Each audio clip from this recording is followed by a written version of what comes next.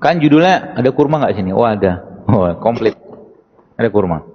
Kalau Anda makan kurma, Nabi SAW biasa makan kurma dengan semangka.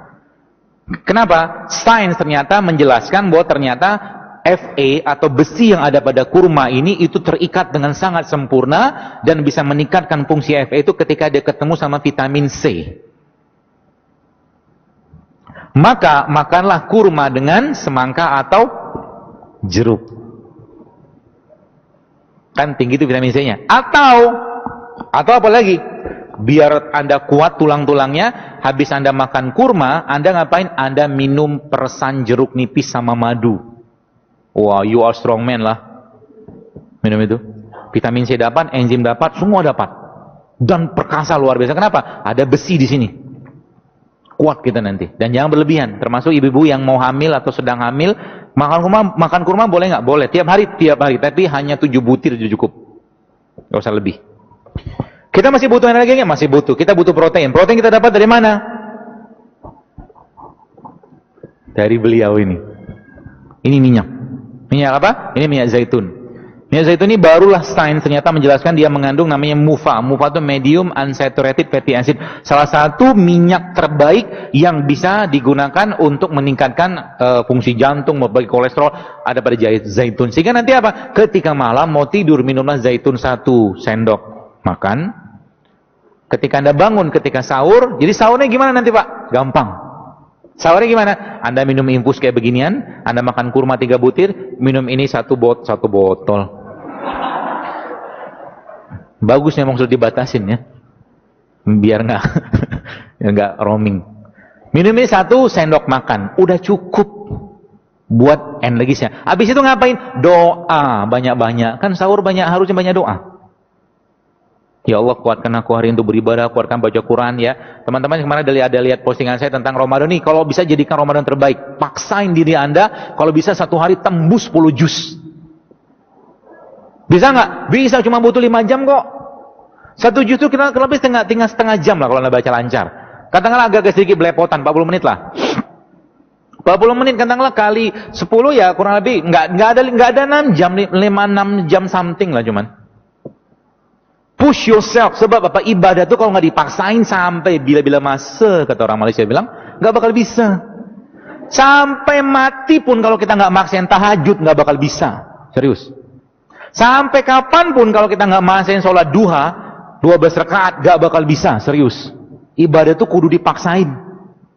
Apalagi Ramadan, pahalanya luar biasa besar. Yang biasa sedekah sekarang 10.000, goceng gitu kan. Ramadan, paksain sedekah yang besar gitu kan. Apalagi kalau kita baca Al-Quran. Minta sama Allah. Jadi ketika Anda baca Quran nanti, minta sama Allah. Ya Allah, jika ada penyakit dalam badanku, dalam kolbuku, maka jadikan Al-Quran ini sebagai penyembuhnya. Itu janji Allah begitu. Maka, apa yang terjadi? Subhanallah, Al-Quran akan merontokkan radikal bebas kalau bahasa saya. Radikal bebas di mana? Radikal bebas di dalam kolbu kita. Radikal bebas yang ada dalam aliran darah kita. Radikal bebas yang ada pada organ-organ kita. Subhanallah kan?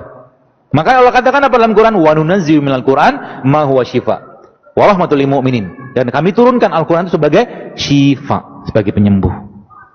Maka kita harus amat sangat yakin bahwa Al-Quran itu memang penyembuh. Syaratnya gimana? Sama ketika Anda atau seseorang sakit. 2 menit lagi ya?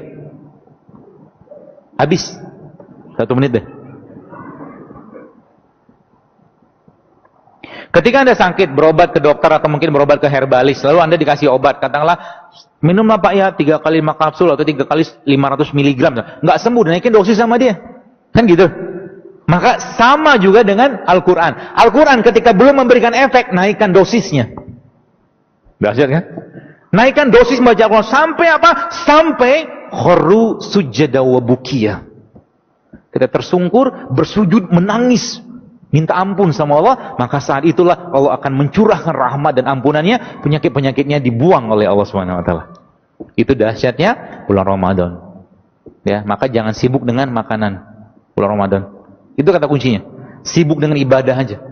Banyakin zikir, mungkin yang kerja, ya saya katakan kalau memang sudah selesai kerjaannya ya udah baca Quran, pegang Quran. Ya. Dan kita harus komitmen untuk di Ramadan itu khususnya kita menjadi sahibul Quran. Kita menjadi temannya atau sahabatnya Quran. Gitu ya, teman-teman sekalian, mudah-mudahan bermanfaat.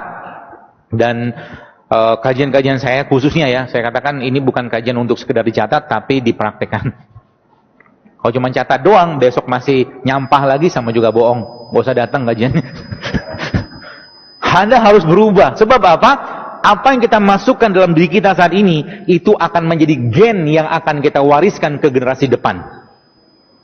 Ya, dan kita lihat Indonesia saat ini luar biasa besar ya. Apa boleh saya katakan? Ya, boleh saya katakan peracunan tanda kutip makanan kita saat ini mengerikan luar biasa. Sehingga apa? Tandanya apa? Autoimun zaman dulu nggak banyak, sekarang berjibun, berlimpah autoimun. Penyakit-penyakit yang nggak ada 50 tahun itu sekarang